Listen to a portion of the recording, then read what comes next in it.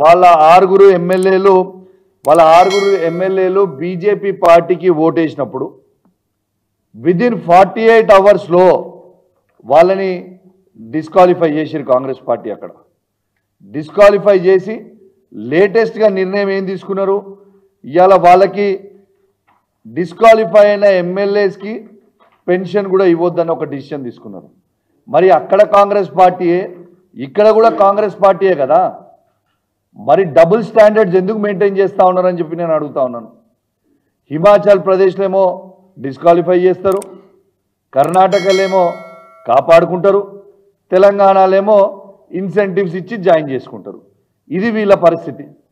ఇవాళ మొత్తము భారతదేశం మొత్తం కూడా ఇవాళ రాహుల్ గాంధీ గారిని చూస్తూ ఉన్నది. ఇది ఇక్కడ ఉన్న సీఎం గారికి క్యారెక్టర్ లేదని మొత్తం ఎట్లా తెలిసిపోయింది, క్యారెక్టర్లెస్ ఫెలో అని. కానీ ఇవాళ రాహుల్ గాంధీ గారు మీ క్యారెక్టర్ మీద ఇంపాక్ట్ అయ్యే విధంగా ఇలా ఉంటుంది. ఇలా భారతదేశం మొత్తం కూడా ఇలా మీ వైపు చూస్తూ ఉన్నారు, రేపు మీరు ఏం చేయబోతారు అని.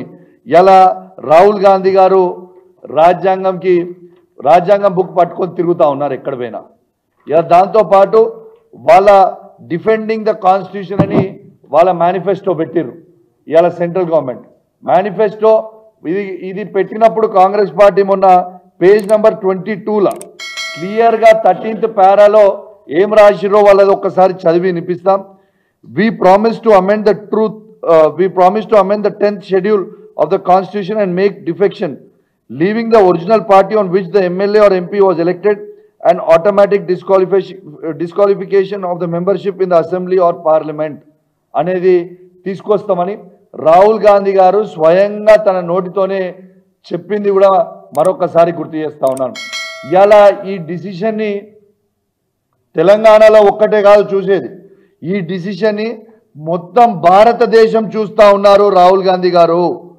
ఇవాళ మీరు ఒక డబుల్ స్టాండర్డ్స్గా మీరు మాట్లాడితే, మీ పార్టీగా మాట్లాడితే, you are supposed to be a national party. అంటే మీ నేషనల్ పాలసీ అనేది భారతదేశంలో ఏ రాష్ట్రంలో మీరు అధికారంలో ఉన్నా ఒకటే ఉండాలా.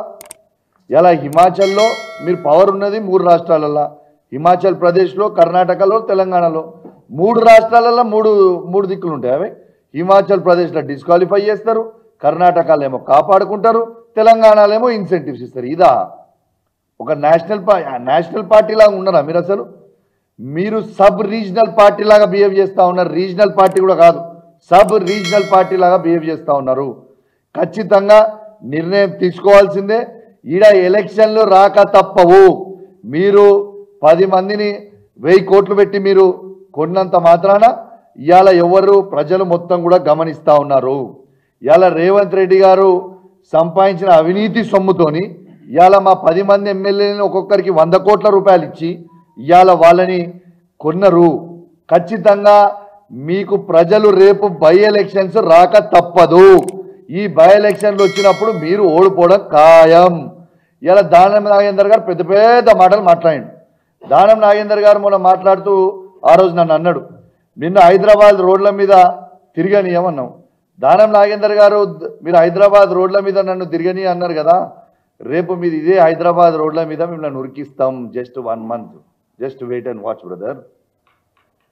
1 monthలో ఉరికిస్తాం. మీరు ఖచ్చితంగా పాజిటివ్గా డిసిషన్ తీసుకుంటారని స్పీకర్ గారు కూడా ఖచ్చితంగా మేము రిక్వెస్ట్ చేస్తూ ఉన్నాం. మీరు పాజిటివ్గా డిసిషన్ తీసుకోవాలని నేను కోరుతా ఉన్నాను. ఎందుకంటే ఇవాళ కాంగ్రెస్ పార్టీకి కోట్ల మీద గౌరవం ఉన్నదా లేదా అనేది కూడా ఇలా మొత్తం కూడా తెలిసిపోతుంది. దీంతో ఈ 4 వారాలలో ఖచ్చితంగా ఈ 4 వారాలలో డిసిషన్ తీసుకోవాలని ఇలా నేను విజ్ఞప్తి చేస్తూ ఉన్నాను. ఇలా నిజంగా డిసిషన్ తీసుకోకపోతే కోర్టే స్వయంగా చెప్పింది, సుమోటో కింద తీసుకొని మళ్ళా కేసుని రీఓపెన్ చేసి మేము డిసిషన్ తీసుకునే పరిస్థితి వస్తుంది అని ఇలా చెప్పారు. కాబట్టి ఖచ్చితంగా డిసిషన్ తీసుకుంటారని నేను పాజిటివ్గా కోరుతా ఉన్నాను. ఖచ్చితంగా నేను చెప్తా ఉన్నాను, పార్టీ మారిన 10 ఎమ్మెల్యేలకు చెప్తా ఉన్నాను, 101% మీ నియోజకవర్గాలలో బై ఎలక్షన్లు రావడం ఖాయం ఖాయం ఖాయం. మన ఈ 10 నియోజకవర్గాలలో ఖచ్చితంగా మన బీఆర్ఎస్ పార్టీ కూడా కార్యకర్తలు, క్యాడర్ అందరూ కూడా మంచిగా అలర్ట్గా ఉండాలి, రెడీగా ఉండాలి. ఖచ్చితంగా ఎలక్షన్లు వస్తాయి. ఖచ్చితంగా మళ్ళా మనము బీఆర్ఎస్ పార్టీ జెండా ఎగిరేబోతా ఉన్నాం. ఆ 10 నియోజకవర్గాలను కూడా మన క్యాడర్కి మొత్తం కూడా తెలియజేస్తూ, మరియు దాంతోపాటు ఇది బీఆర్ఎస్ పార్టీ విజయం. కేసీఆర్ గారి నాయకత్వంలో, కేసీఆర్ గారి ఆదేశాల మేరకు మేము, వివేక్ గారు, యావత్ బీఆర్ఎస్ పార్టీ మొత్తం నిర్ణయం కూడా తీసుకుని ఇలా కోర్టుల పిటిషన్ వేసినందుకు ఇలా అద్భుతమైన పాజిటివ్ రిజల్ట్ వచ్చినందుకు కూడా కోర్టుకు ధన్యవాదాలు తెలియజేస్తూ ఇదొక బీఆర్ఎస్ పార్టీ విజయం అని కూడా ఈ సందర్భంగా తెలియజేస్తూ సెలవు తీసుకుంటాను. జై తెలంగాణ, జై కేసీఆర్.